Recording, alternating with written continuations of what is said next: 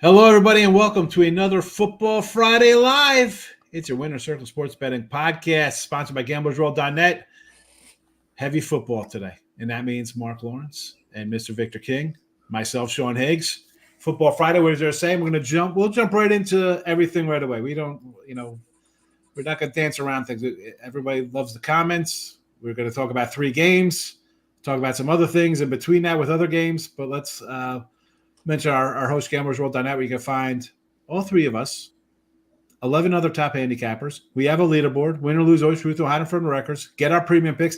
These are free plays, and I believe that what I said yesterday, if I could find yesterday's thing where I do with Chip. Hello, 6-2 college football and NFL picks here.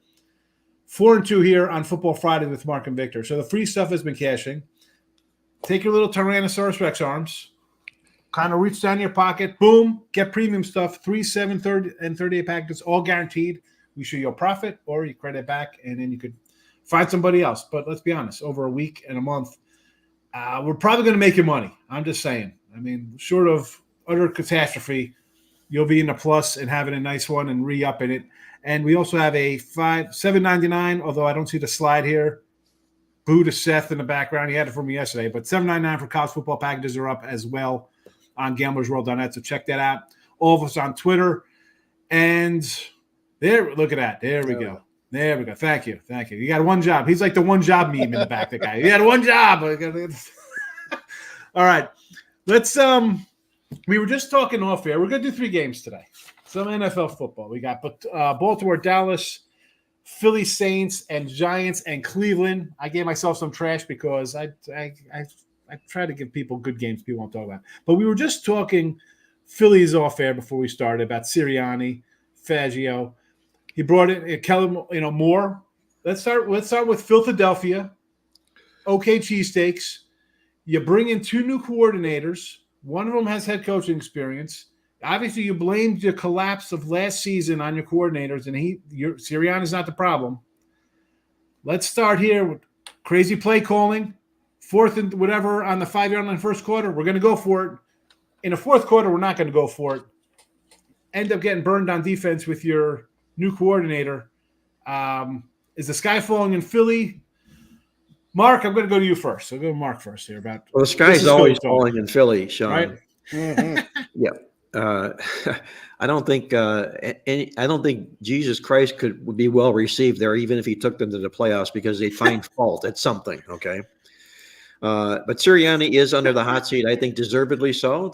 Like you say, the play calling is questionable, and they're going to get their act together here. It's a little bit combination of bringing the coordinators that they brought in this year. The defense is nothing close to what it should be. You allow almost 6.5 yards a carry defensively. That's putrid. That's not even close to acceptable. Changes have to happen on the field for the Eagles first, and if they don't happen on the field first, we could be strange to say, you could see Sirianni maybe getting the pink slip before the end of the season if their play continues to be this bad. Victor. Yeah, that would not be surprising at all.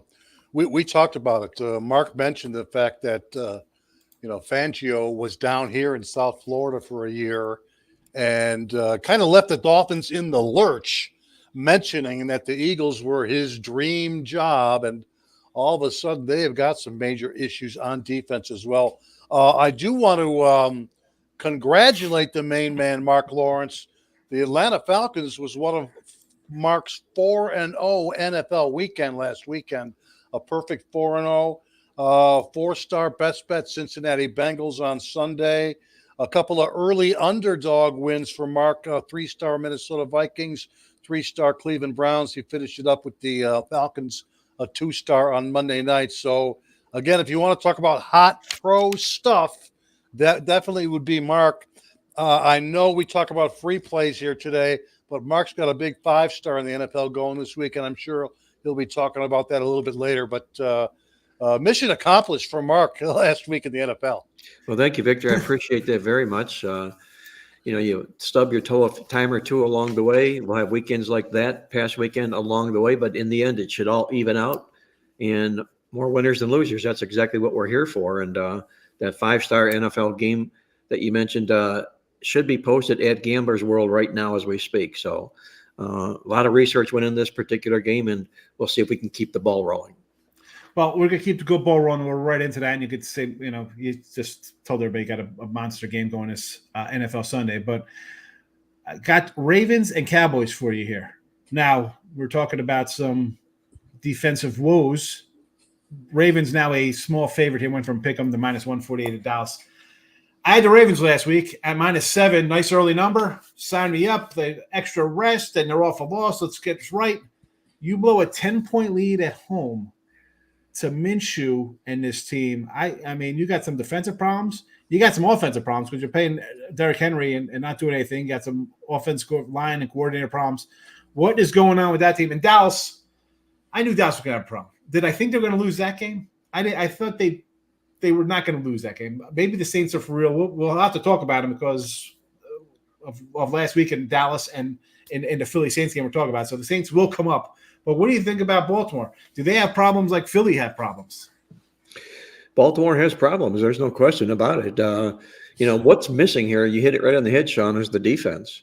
But I'm going to throw a little word of caution out there. This team is 0-2 right now, as hungry as any team in the National Football League. You could dive inside their stats and look at their play on the field.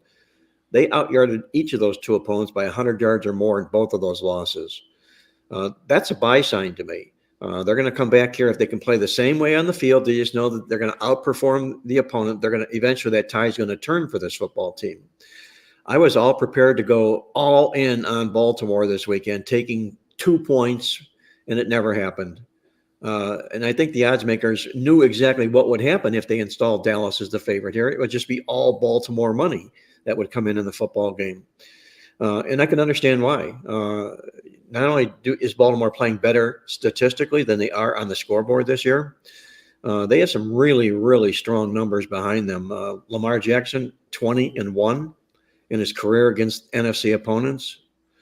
Lamar Jackson, 15-2-1 to the spread when he's not a favorite of 3 or more points. And how often do you see John Harbaugh or Lamar Jackson lose 3 straight games in a row?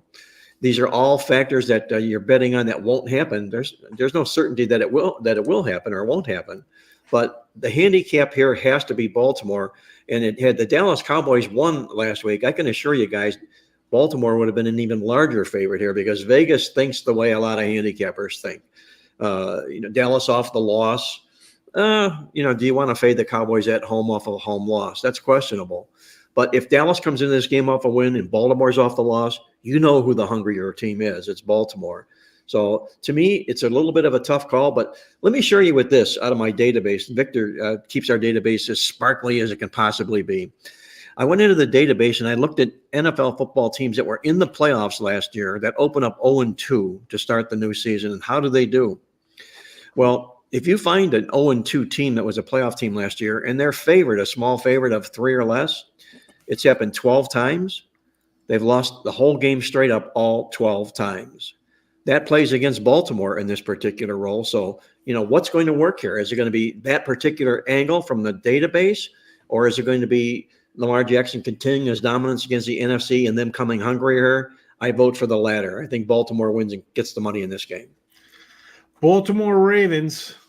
You want to just go like a -115 instead of the -1? We'll go. Yeah, that's another thing also, Right. Sean. I would say this. I'm sorry, Victor. I don't want to jump in before you go. No, go right ahead. I was just about to say that, Mark. Go right ahead. If you play this game, bet it on the money line, guys. You don't lay anything. Anything less than 3, bet on the money line. You can win the game and still get out clean on the football game here. I'd lay $1.15 in Baltimore and not even worry about laying a point or a point and a half in the game. I'm seeing a random 115, mostly like 120s. I'm sure most people on their books are going to find 120s because that's the way these guys come at you now with these inflated money line numbers. Vic, you want to add anything to this one, Victor? I'm not touching the total. It's one of the higher numbers of the week, 47.5. I think the last time I looked. Dallas, one of the best home over teams in the league. They proved it again last week. They were on the low side of a 44-19 score. Oh, by the way, in that game, that was our King Creole 4-star over of the week. Dallas and the Saints over the total. We cashed it at halftime. You saw the score, how high scoring that first half was. When you're betting an over, who doesn't love cashing a winner at halftime, right? It won't be official, but figuratively cashing it at halftime. But one more thing about that game, Sean, I mentioned this in our podcast a couple of days ago. The final score was a scoregami. What is a scoregami in pro football? That is a final score that has never occurred before. We've never seen an NFL final score of 44-19. Obviously, 19 is a difficult number. You got to have some weird things happening for a team to finish exactly on 19 points. But it was the 1,068th original final score in NFL history, and it was a scoregami. Well, and right. again, I'm not touching the total. Baltimore is a very, very low-scoring team in the last 3 years on the road. Baltimore games have averaged less than 41 combined points per game on the road. Meanwhile, Dallas has been a great over-home team. So I'm not touching the total. That's my long-winded way of saying I'm not going to touch the total. There's plenty of other games that we'll be wagering the total on this week. See, I look at it as Dallas had won, 16-17 at home. Then they lose. Bad fashion. Ravens in week 1 gave up, 27 points in 26 minutes or vice versa. They were almost a point a minute. And I thought maybe it'd be on the over in that one. I was thinking this would be an over. Like, where's the defense of either of these teams? It fell apart for Baltimore against the Raiders, who I think are a little less offensive than Dallas. But, all right, hey, they'll give me pause for that total there. But official play here to keep our 4-2 run of 2-1 week. Listen, we go 2-1 all the time. That's it makes money for you folks. All right, so don't be upset that we're not sweeping the board. Well, maybe a nice sweep today, but we've been making money on the Football Fridays. Ravens money line here from Mark. Next up, our beloved Philadelphia Eagles started as a 3-point fade, 3.5-point fade even. Now they are a field goal dog to the Saints, 49.5. The Saints are scoring 45 points a game or whatever. I don't know what to say about it. What am I saying about the Saints? Derek Carr, are you kidding me here? Are they for real? How does this line is a 2.5 now from a 3.5? Well, this line's moved a lot, Sean. It's gone from each team being favored 2.5. Right. So there's a lot of real sharp money out there. FanDuel had this at 4.5 last Monday. Wow. Before the games. Before the game, Eagles were 4.5. But inside this week here, we've seen the favorite on two sides, which means there are two huge betting syndicates that have strong opinions in this game, one on one side and one on the other. And all it means is these syndicates will each walk away with plus 2.5 in their pocket in this football game. I'm just I'd rather have the home dog than a short fave because I like it goes back to the old simple thinking of field goal for home field, right? That's the old adage of it. But I can't get involved in this one now because it's a flipperoonie and it's 2.5. I think it kind of throws it out the window. And the way the Saints are playing, how do you like the Eagles? Not my pick, it's Victor's pick here, but there's no way I'm running the Eagles at plus 2.5. Victor, what do you think here when you have your sights set on a football game and you see the game cross from a dog to a favorite, and all of a sudden you could have had it at a dog price and now you got to lay it as a favorite price?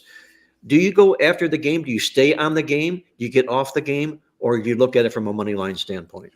I think if anything, you look at it for money line only. But you had your shot. You don't need to regret a play. So don't worry about it. Consider it on the money line. How we're playing this game from a totals perspective is going to be slightly different. And Sean mentioned our free pick record here on the Friday show. And I think I'm the one on the hot seat here because my play last week was a loser. It was the Detroit Tampa Bay game over the total. The final score was 20-16. Before I get into this Raven Saint game, let me at least say this about the Detroit Tampa game last week. I don't know if you can really blame the handicap for that particular play. You do realize Detroit had 465 offensive yards in that game. They crushed them, Victor. They crushed them in the stats. They were the second best offensive team in the entire NFL last week. I believe the Cardinals had 489 yards in their win over the Rams. But the Lions were the second best offensive team last week. Yes. They were driving the ball up and down the field the entire game. In fact, They took 7 trips into the red zone, 7 trips into the 20-yard line or better, the Lions. They came away with 1 touchdown, just 1 touchdown. That's where we lost the over. Based on the statistics, the final score should have been Detroit 34, Tampa Bay 20. That's what happens when a team fails in the red zone, and this is one of the big key stats in the NFL this year. In the last 3 years in the NFL, touchdown percentage collectively for the entire league in the red zone is anywhere from 61 to 63%. This year, it's down to 50% in the red zone. Teams are struggling. Detroit did last week. They were one of the best red zone teams last year. That's why the game didn't have as many points as we thought. The yardage was there. The points weren't. The Detroit-Tampa Bay game. I'm over it. The Saints game and the Eagles. I don't know if I can trust the Eagles to get to the 24 or more points that they would need for the full game here to go over the total, which is, I believe, right around 49.5. But I still think we can bet an over and come away with a W. I'd feel much more confident just playing the Saints and their team total. Is the number 25.0? Is it 25.5? It doesn't matter. Both numbers are dead numbers in the NFL. But the Saints over 25.5. I like to feel that one. The numbers are strong for the Saints as of late. Their last 7 home games, they've averaged 31.8 points per game at home. We got a couple of queries based off their hot start for the Saints. NFL teams who scored 40 or more points in back-to-back games, like New Orleans has done, have averaged 30.9 points per game dating back 10 years. NFL Game 3 teams specifically who scored 35 or more in each of the first 2 games have averaged 34.1 points per game at home. I think this is the best way to play this one if you want some over action. We'll take a look at Philly over the weekend to see if we play the full game total. But for the purposes of today's show, guys, I much prefer the Saints to go over their team total of 25.5. Saints team total 25.5 over for Mr. Victor King. I was saying John, you're not doing the Detroit game, correct? That's not your. No. I got a Giants. No, I was still lamenting last week's Detroit Tampa Bay loser. Listen, I had the over with you there, and even Tampa Bay, it was like they scored 6 points. They should have been at least 10-0 early. Same with them. Baker Mayfield got the revenge win, but struggled as well offensively. Baker leaving points on the board.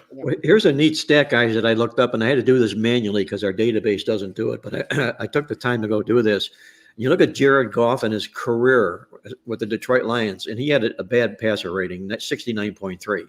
Anytime that Goff has had a passer rating of less than 70, these are his passer ratings in the bounce back follow-up game. 99.7, 117.1, 122.9, 107.2, 121.3, and 90.6. You think Jared Goff isn't going to bounce back after that performance last week? Don't doubt it. And taking on a Cardinals defense that can be passed on, yeah. I was going to say, we mentioned, I think last week we were talking about Arizona game. Victor, and you came in with Arizona at home, and all the overs they've had, like 8 of the last 9 or whatever. And that's good. God's familiar playing in that stadium. It's not like it's some foreign territory. Questionable defense for Arizona. We saw the Bills come back and score, 40 on them in that game or whatever, week 1. It was some crazy high-scoring game. So I guess the over is in play in Arizona this weekend for me. It is for me as well, guys. But the one thing that's got me currently off the over is that this has been a very, very good week, the 3rd week of the season, for unders when the road team is favored. And Detroit is laying, 2.5, in some cases -3 in the game. Right now, that's the only situation that's got me. I got the yellow caution light going right in terms of the over in that particular game. And there's what I did notice this week is that there are 8 out of the 16 games, half of every single game this week in the NFL is going to be one of the indoor varieties played in a dome. So we could be getting some high scoring action in the controlled environment of an indoor dome stadium.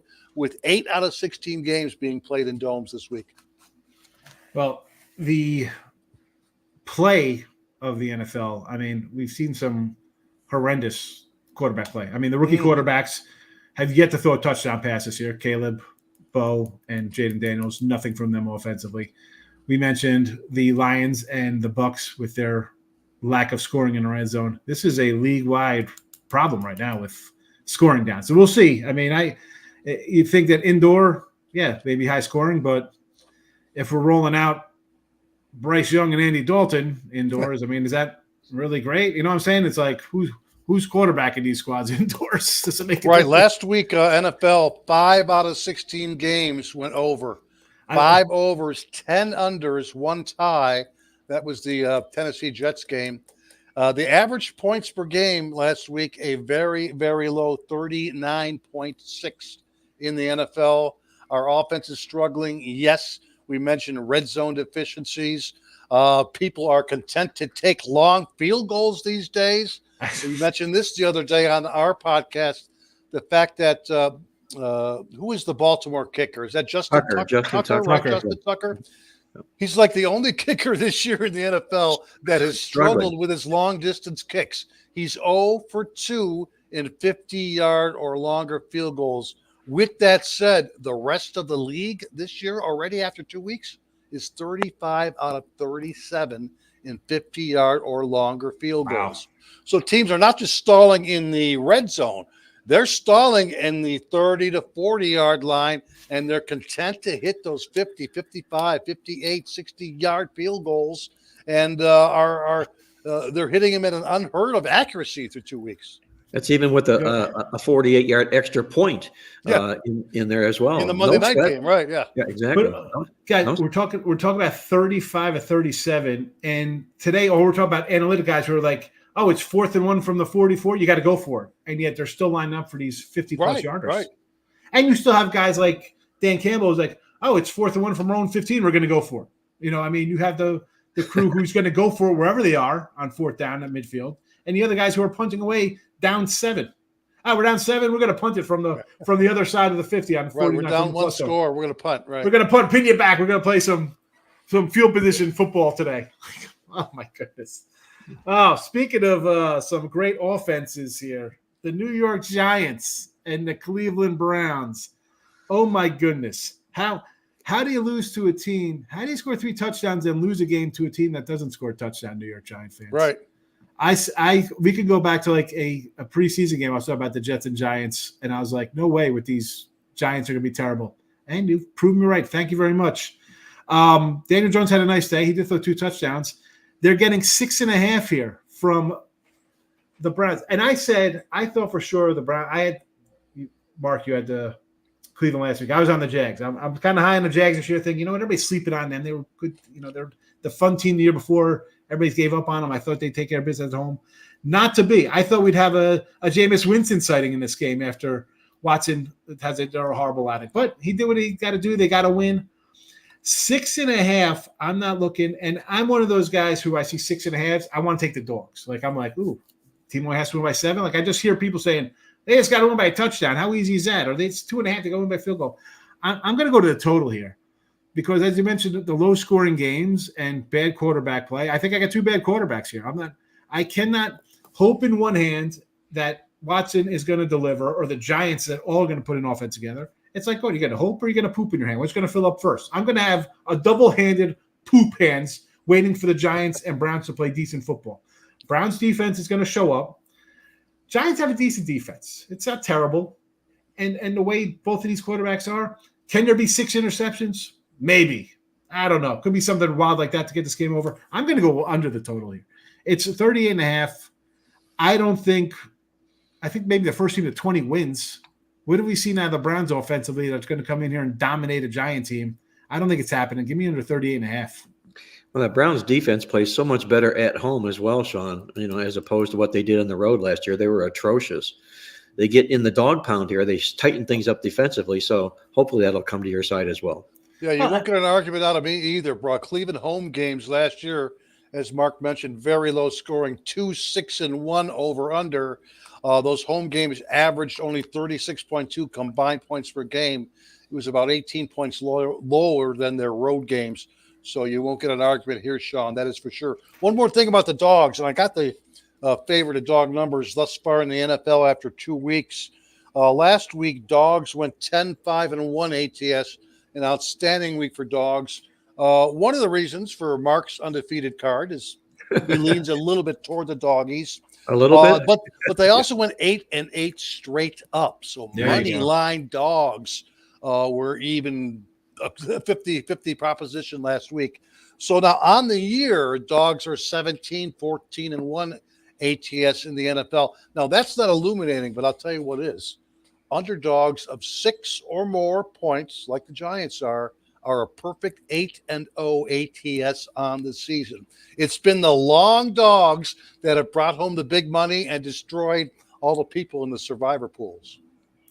I'm actually a little shocked by that one, because normally when you get the big lines, it's the separation between the two teams, right? You think Baltimore as a big 8-9 fave, Cleveland, right? Hey, who they playing? The Patriots were supposed to be the second and third worst team in football, losing outright to the Patriots at home there for the Bengals. But good numbers on the dog play. And what do you? And I'm dog. I kind of mix up. I don't think you just be blind dogs or blind faves or overs or unders. What do you contribute, guys? What do you think for the? I guess it is lackluster. Is it just the quarterback play? We've mentioned the scoring down. Is that just giving dogs a chance when you're giving a team a touchdown or anything more than a field goal, because it's going to be a one-score game across the board? Well, I think what you're seeing here, Sean, is a switch of philosophy. And we're seeing more NFL football teams run the football than pass the football. Yes. And in fact, I believe, correct me if I'm wrong on this, Victor, I believe the Chargers and the Steelers playing each other this week are the only two teams in the league that have more rushes attempts in their games than they do passes. That's how far it's shifted as far as running the football goes and controlling the clock. They understand the value of controlling the clock, keeping your defense off the field, and being successful running the football. And hence, that's what we're seeing here right now. So a combination of all that, and I don't know whatever else other reason, Victor, but a lot of short scoring games here. Here's a weird one. The only other team that is higher than the Chargers and the Steelers in terms of run-pass ratio is actually the 2-0 New Orleans Saints. Despite the fact that they've scored 47 and 44 in their first 2 games, they're running the ball at a 65% clip this season. They're only passing at 35%. But we'll tell you this, when you do run the ball successfully, when you're able to run the ball successfully, that opens up every other aspect and facet of your offense to do basically whatever you want. And that's why and how they've been able to take a couple of deep shots when the running game is working between those two, the Saints. And then you mentioned, of course, the Chargers and the Steelers. I have got some shockingly no Ravens in there. You think the Ravens would be at near the top with Lamar and Henry the way they usually There's play only been 5 quarterbacks that have thrown for 300 or more yards through 2 weeks this season. Only 5 of them. The weird thing is those teams have gone a perfect 0-5 ATS when those quarterbacks have thrown for 300 or more yards. Is it out of necessity, Victor? You think they're throwing for more than that was Tua? That was Tua over the Bills. Right, with Tua in week 1 against the Jaguars, won but did not cover. So the 5 quarterbacks who have thrown for 300 more yards, their teams went 0-5 ATS in those games. Mark mentioned the fact that teams are running the ball more. That's also evident. Here's the NFL passing TDs through the first 2 weeks of the season in each of the last 6 years. And I'm going to go all the way back to 2019 first. These are passing TDs to the first 2 weeks. 105 TDs, 110, 110, 105. Then we get to 2023 last season, only 86. Then we get to 2024 this season, only 69 passing touchdowns through 2 weeks. Teams are indeed running the ball more. You mentioned the Saints, 180 and then 190 in their 2 games rushing the ball. So just ridiculous. It's got to keep Vic Fangio up at night getting ready for this football game. Right, with that's a horrific rush defense. Yeah. Right. All right, official plays. We are 6-2. I just saw it's going across 6-2 in our Football Friday picks. I will be going under Cleveland Giants 30.5. Victor, team total Saints over 25.5, maybe 25. Shop around. You should have multiple spots. Most states have more than one book, so shop around. And Mark is on the Ravens money line, 115, 120 price range for that. At that halfway mark, we're going to hit the comments. Skywise is here right at the bell. He was ready to go. Kirk Cousins MVP for Ninja. What do you want? What? Is this a joke, Ninja? Come on, Ninja. But then Ninja comes in. Then he comes in with this one. Eagles fans, coach, unstoppable clowns. We were talking about Philly early.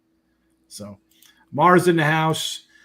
John Putnam says, sitting on a beach here in South Carolina with adult beverage in hand, listen to the show. Congratulations, Mark, nice. on a 4-0 weekend. There you go. Nice, relaxing day on the beach. Vikings winning again this week against the Texans. 2-point. They were 3-point dogs. Now they're 2-point dogs. I would not be surprised. This Viking team and what they're doing, Sam Darnold, they are raising some eyebrows. And I love the defense that Brian Flores is playing with this team. You know, they allowed the Niners last week only 17 total points, despite allowing 390 plus offensive yards. It's a historic traditional Brian Flores bend but don't break defense, tighten up in the red zone. And I would not be surprised, again, if they defeated Houston this week as well. I think the best way I'm playing the game is the first half under the total between the Vikings and the Houston Texans. Minnesota is one of the few teams that's already gone 0-2 over under this year in the first half of their games. And last year, the Houston Texans were the only team to go a perfect 0-9 over under in the first half of their games on the road. So I like the under 22.5 in the first half. But again, I would not be surprised that Minnesota again pulls off a dog win. And I agree with Victor. I think Minnesota's got all the ability to pull the upset off here. I've been harping all off season about Houston coming back to the pack this year because of what they did last year. Yep. More wins last year than their previous 3 years combined, or as many wins as their previous. They got to come back to the pack. Well, they haven't. They've opened up 2-0. But 0-2 ATS, Mark. That's exactly right. 0-2 ATS, which means they're not playing up to the expectations or the level that Vegas perceives them to be. Odds makers, yeah. Okay? So they're not really hitting on all those cylinders. Now, it could be a combination of Vegas adjusting this football team because Houston and Detroit were the two most popular teams in the offseason based upon what they did last year. Yep. And everybody's in love with C.J. Stroud, and rightfully so. He's done a terrific job. But you're asking a team to go somewhere where they've never been before, and that's to continue and march on toward the playoff this particular year. I think their first loss happens in Minnesota on Sunday. Right, a big difference between being the hunter and the hunted. Absolutely. How about the fact that we have a Sam Darnold looking pretty good? We have Geno in Seattle. He's been all right. Got a nice extension there. Mm-hmm. When does Zach Wilson take over for Bo Nix and prove that the Jets actually have had 3 nice quarterback drafts, and it's the Jets coaching staff messing up the quarterbacks and not the quarterbacks being garbage? Would that be a discussion? Well, Zach Wilson taking over for Bo Nix, you got to question how long Sean Payton's going to stay with Nix. Obviously, he wanted a vote of confidence for the young kid, but it also tells me he doesn't like Zach Wilson. Okay, he hasn't been really well received wherever he's been, and if it happens, it'll only be out of necessity because his football team, really can't go anywhere with Nix. He needs some time, and he'll learn from the veterans. But I'm not a big Zach Wilson fan here at all, so. I'm not saying I'd be a fan of him, Mark. I'm just saying the fact that the Jets kicked away Sam Darnold, said it was terrible. And he went to Carolina and put up 20 touchdowns on a bad team. And now here he is with some decent coaching, doing decent. Like Geno never really got a fair shake. That's what I'm saying from the standpoint of a guy getting a shake and getting a chance to prove himself with a decent coach. Finally getting a chance. Well, do you think Zach But I agree with you about Zach Wilson. I thought he'd get the start there, but I understand. They went with his guy. But that's a Sean Payton decision, and he's kind of a quarterback guru kind of a coach, so I won't second guess him. We'll see what happens there. Yeah, that is his boy, and I do know that Nix has struggled. Well, he's one of all three of the rookie quarterbacks who have struggled. I believe he's number 27 in the league in QBR, only above Tua, Caleb Williams, Deshaun Watson, and Bryce Young in QBR. But I would agree that he's pretty much Peyton's boy there, and that Wilson's going to have to be another team if he wants to get a significant bump in playing time. Do you think one of these teams goes winless on the year between Denver and Carolina with their quarterback play? No. I agree. No.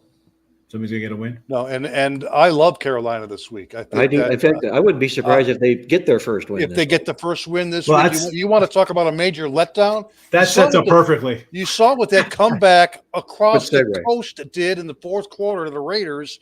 It's an ultimate letdown situation, man. Yep.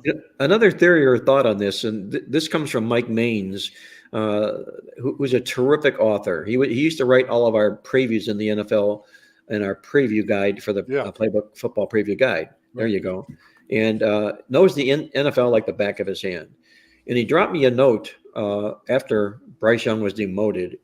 And his comment was that he feels that don't be surprised if Carolina wins this football game, if for no other reason they come back and they play hard under the rifle, the red-headed rifle, Andy Dalton.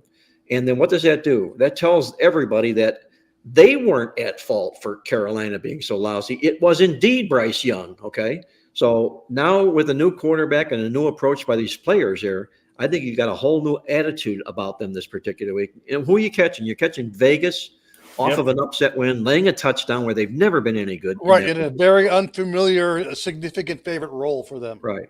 Yeah. So, stranger things have happened. You know. I was gonna say that could see like the Raiders set up as like just a field goal win at the end of the game or something. Because Something like that. Yeah. Again, they're a team that was supposed to win what 5.5 games, whatever their preseason look was at.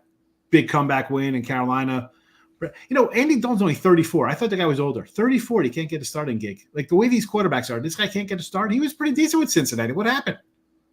Well, so pretty soon he'll be the silver rifle rather than the red-headed rifle.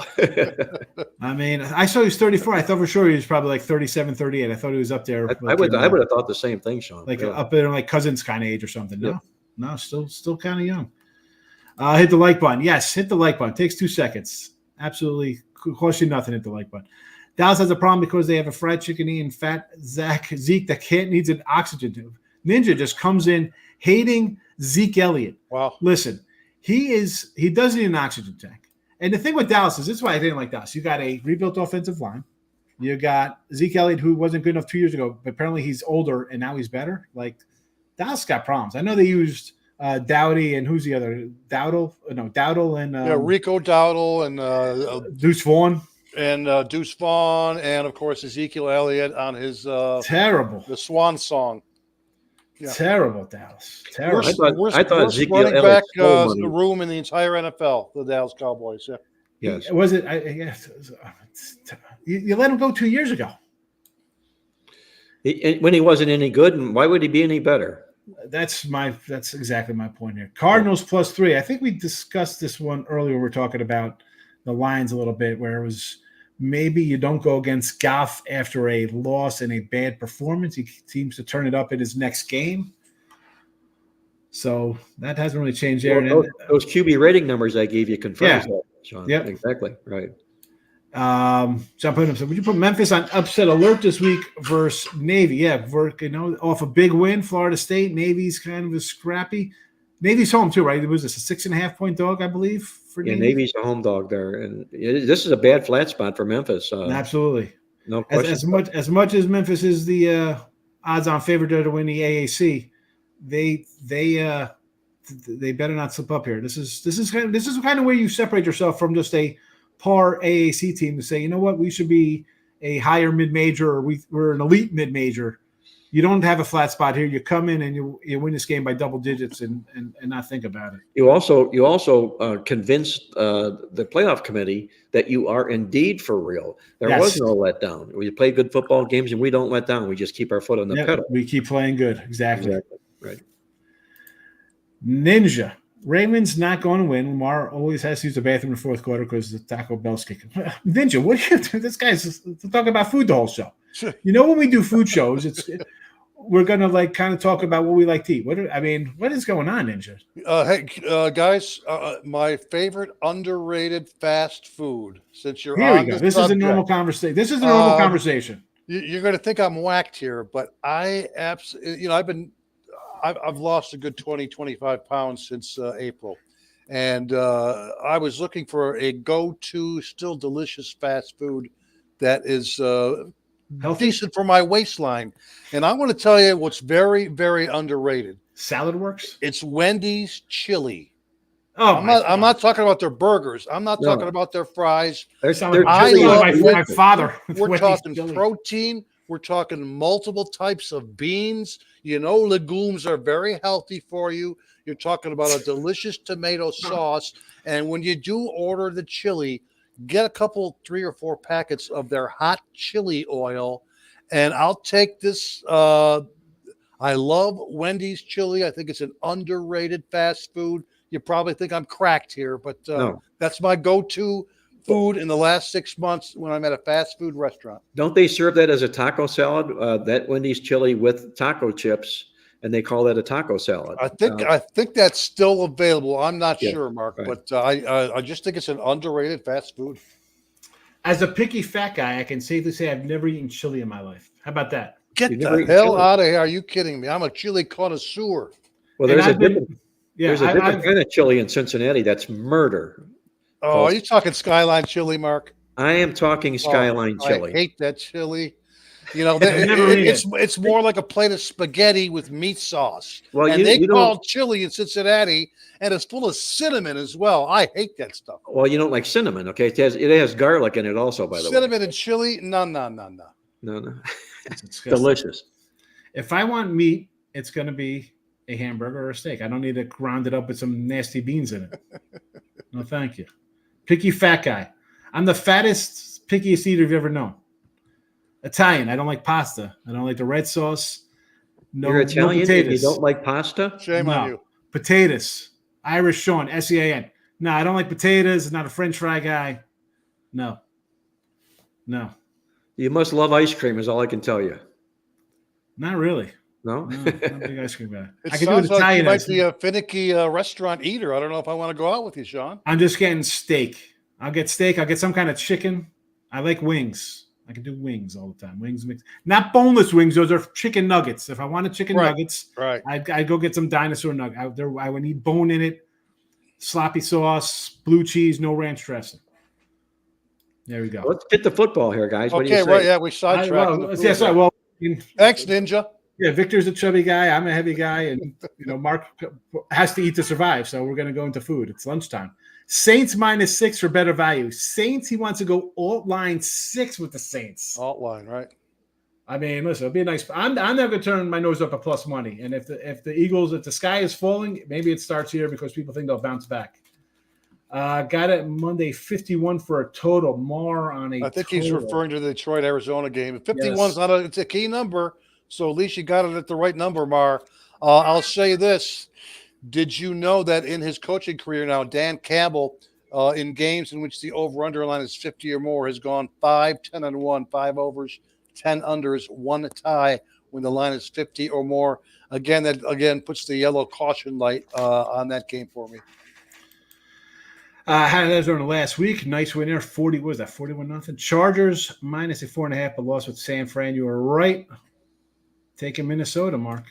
Ninja says, Watson, here we go.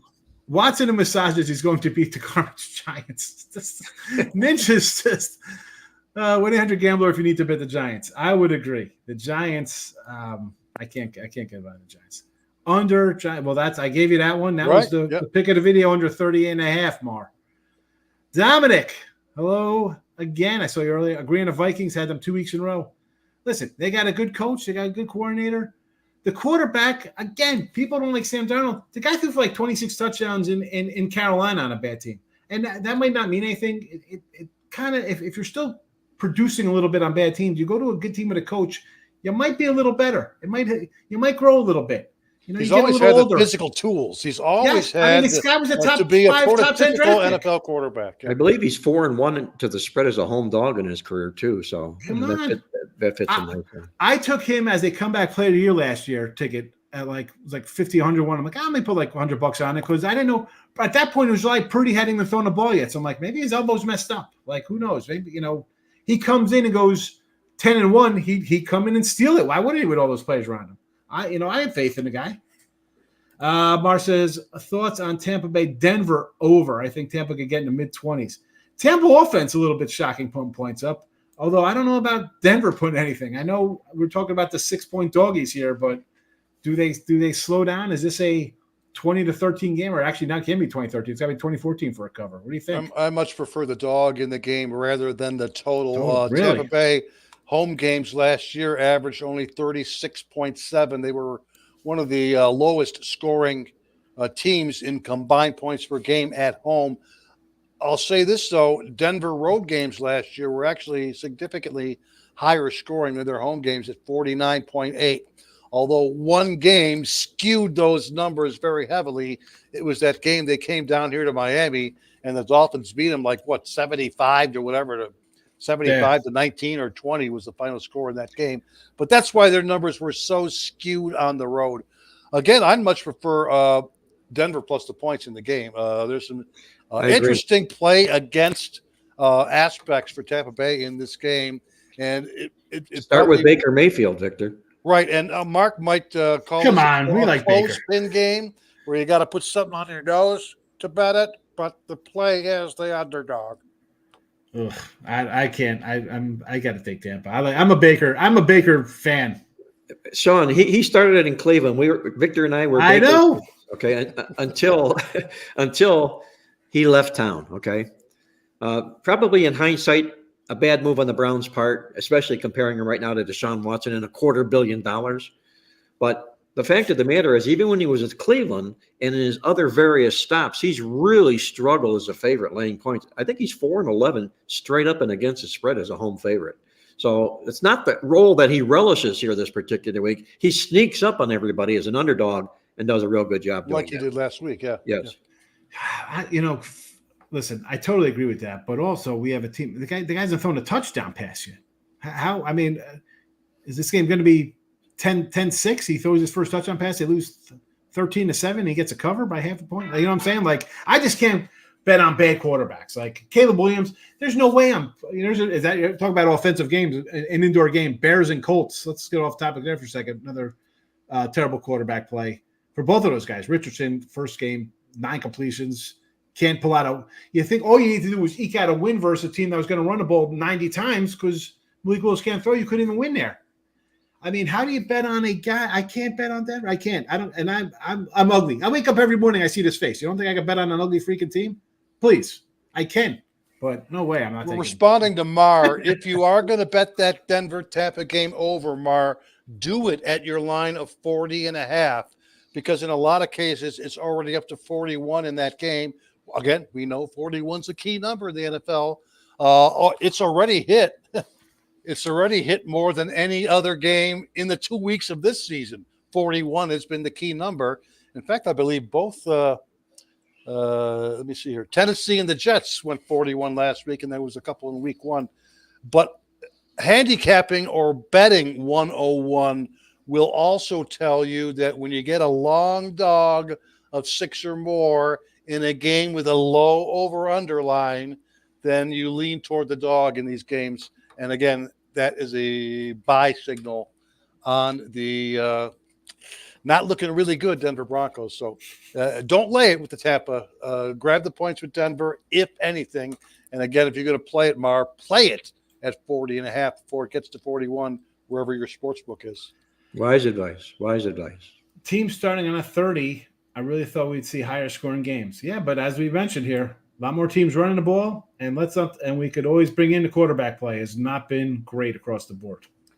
Hey guys, we're 2 weeks into the season, and I think that if the NFL did a poll at the games of the fans that are going into the games at the stadiums and asked them if they understand the new kickoff rule, I would say over 50% don't. Okay. Right.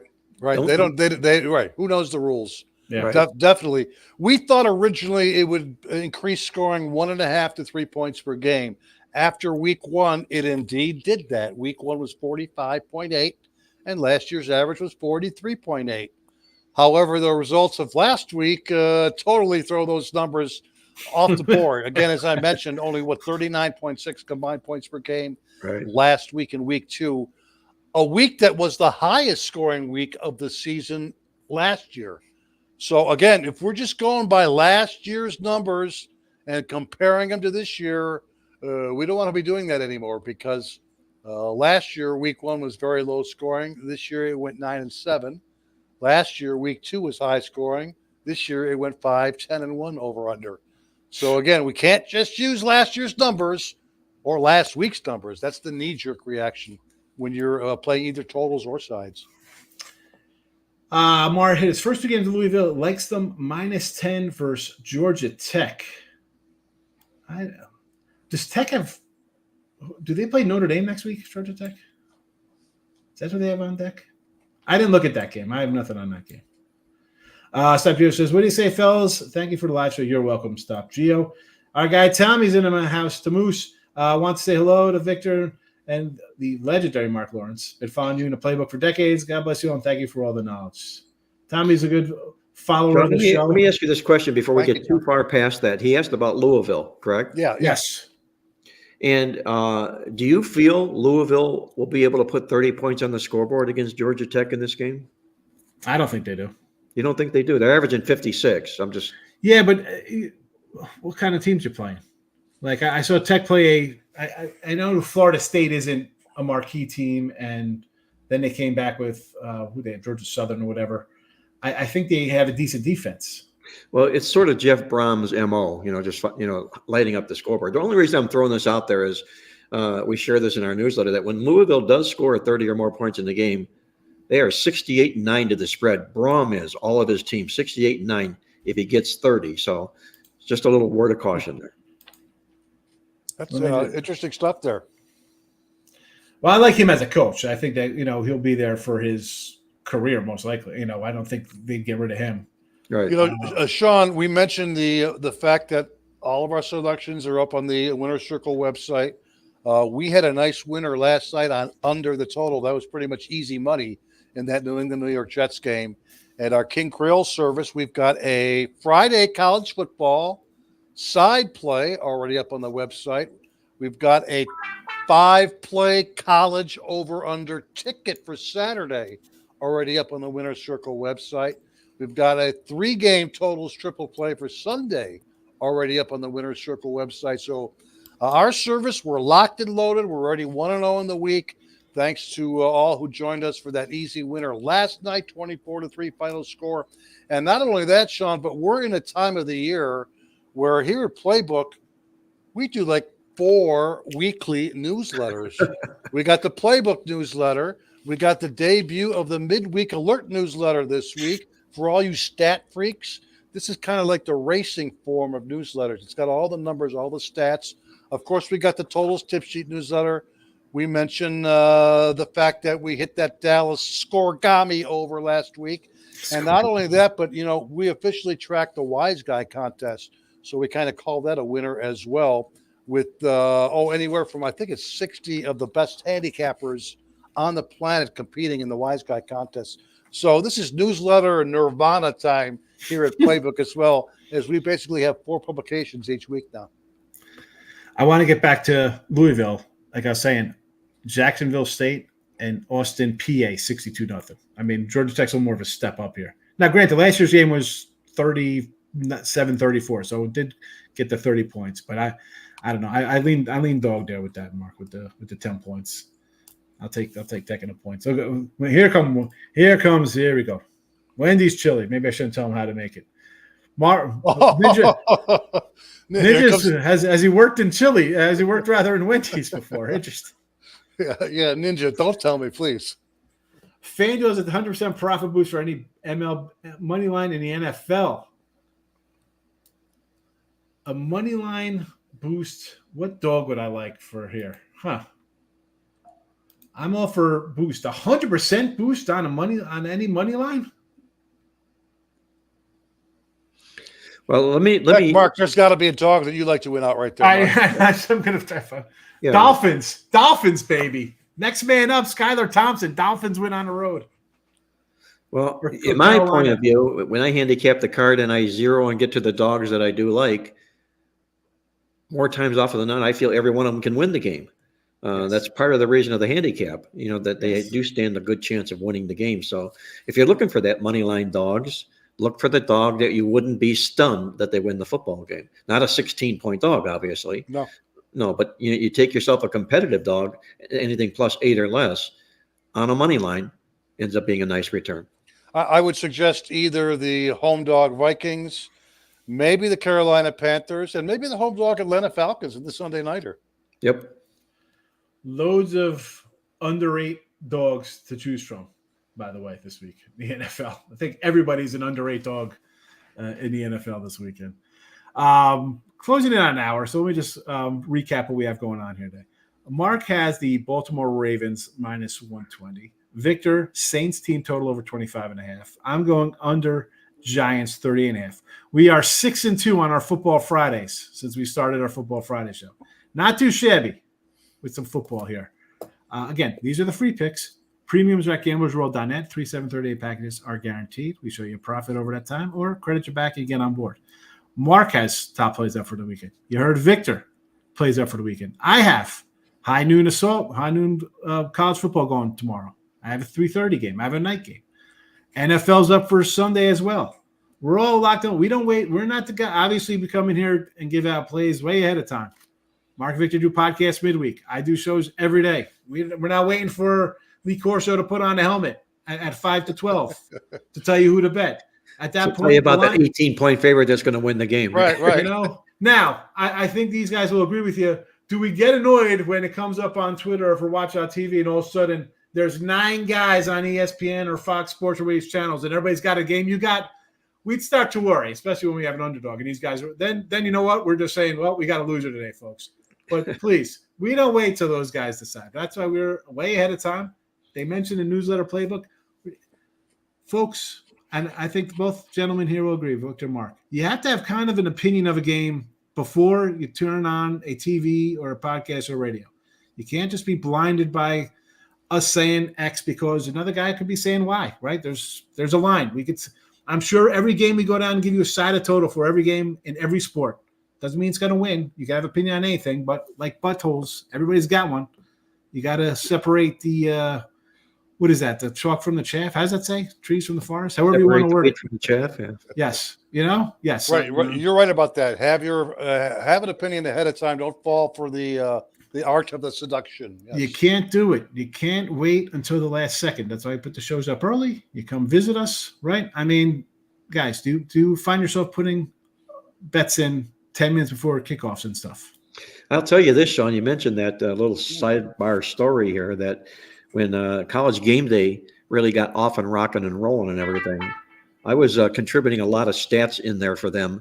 And I would get calls before the show and after the show. Who do you like? Who do you like? Who do you like? And the crew was as square as a box. Okay. I'm shocked. Unbelievable.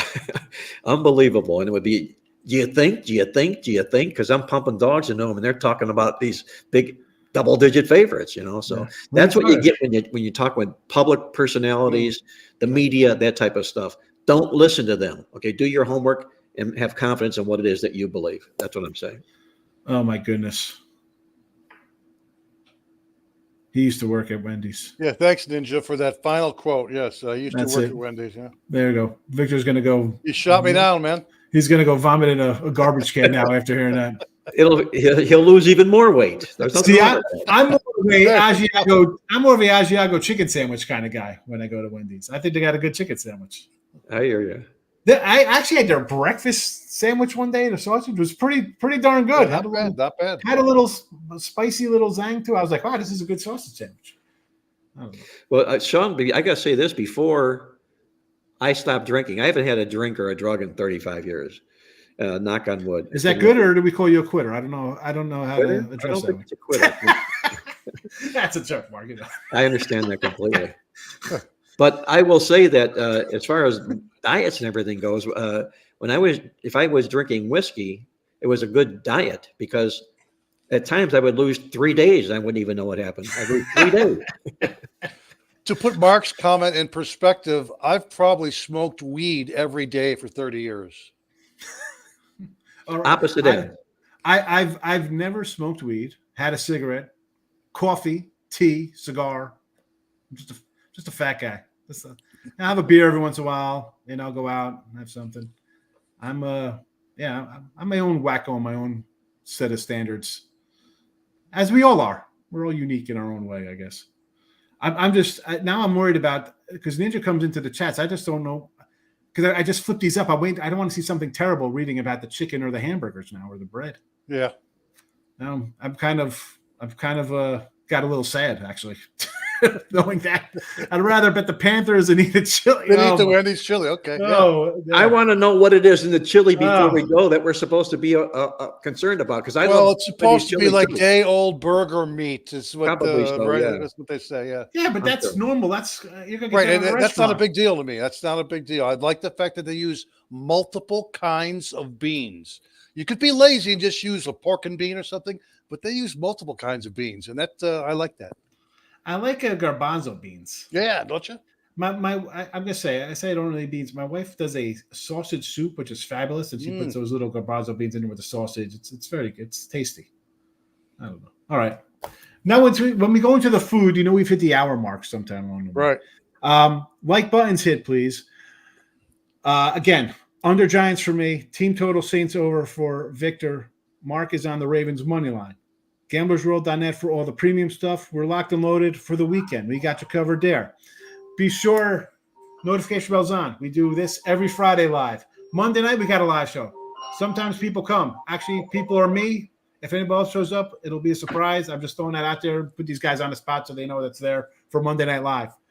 Monday, me, Chip Trimbus, Doug Upstone. I think we'll have our last Monday of basically Major League Baseball. I know we got playoffs starting, but it's a lot of football coming now. So be on the lookout for us next week. For Mark, Victor, and myself, Gamblers World and Winner Circle, have a great Friday, a good football weekend. Back next week. Gentlemen, good to see you all. Good luck in your bets this weekend. Thanks for stopping by. You too, Sean. Good luck, guys. Take care.